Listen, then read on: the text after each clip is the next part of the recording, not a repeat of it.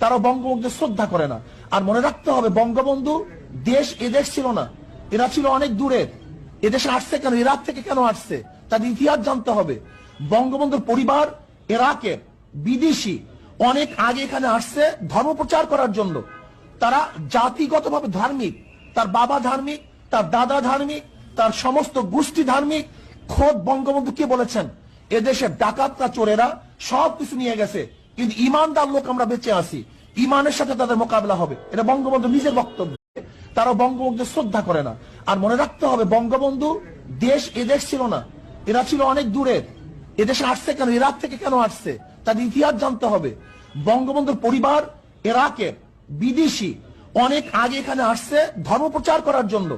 তারা জাতিগতভাবে ধার্মিক, তার বাবা ধার্মিক, তার দাদা ধার্মিক, তার সমস্ত গোষ্ঠী ধার্মিক।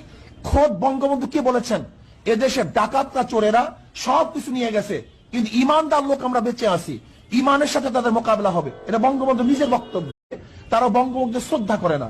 আর মনে রাখতে হবে, বঙ্গবন্ধু দেশ এদেশ ছিল না, এরা ছিল অনেক দূরের। এদেশে আসছে কেন, ইরাক থেকে কেন আসছে, তার ইতিহাস জানতে হবে। বঙ্গবন্ধুর পরিবার ইরাকের, বিদেশি, অনেক আগে এখানে আসছে ধর্ম প্রচার করার জন্য। তারা জাতিগতভাবে ধার্মিক, তার বাবা ধার্মিক, তার দাদা ধার্মিক, তার সমস্ত গোষ্ঠী ধার্মিক।